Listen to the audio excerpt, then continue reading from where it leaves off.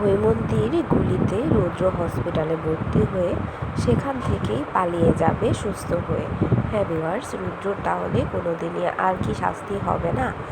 যাই হোক, সেই শুনানির পর যখন রুদ্রকে পুলিশ ধরে নিয়ে যেতে থাকে, তখন রুদ্র পুলিশের পিস্তল কেড়ে নিয়ে ফুলকির মাথায় ঠেকিয়ে ধরে।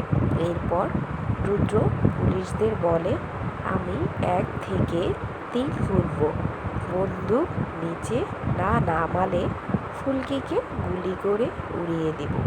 তখনই কিন্তু পেছন থেকে হৈমন্তী এসে যায়, আর এসেই সে রুদ্রকে গুলি করে এবং রুদ্র মাটিতে লুটিয়ে পড়ে। হৈমন্তীকে গুলি করতে দেখে কিন্তু সবাই চমকে যায়।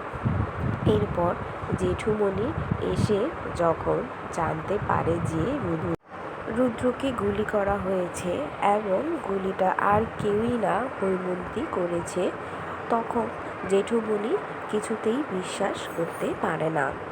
তখন জেঠুমনি অবাক হয়ে যায়, আর সে অবাক হয়ে হৈমন্তীকে প্রশ্ন করতে থাকে যে তুমি বন্দুক কোথায় পেলে? তখন হৈমন্তী বলে, লাবুর সুরক্ষার জন্য যে বন্দুকটা দেওয়া হয়েছিল এটা সেই পিস্তল। এরপর আর কি রুদ্রকে নিয়ে যাওয়া হবে হসপিটালে, আর পুলিশ হৈমন্তীকে গ্রেফতার করে থানায় নিয়ে যায়। তার মানে এবারও হসপিটাল থেকে পালিয়ে যাবে রুদ্র, মানে এবারও রুদ্রের কোনো শাস্তি হবে না। আবার রুদ্র নিয়ে আসবে নতুন কোনো প্ল্যান নিয়ে, রোহিত আর ফুলকিকে নতুন ফাঁদে পালানো। তো তোমাদের কাছে এই সিরিয়ালটি কেমন লাগছে, এই ট্র্যাকটি কেমন লাগছে তা অবশ্যই কিন্তু কমেন্ট করে জানাতে ভুলবে না। আর কে কে ফুলকি আর রোহিতের জুটিটা পছন্দ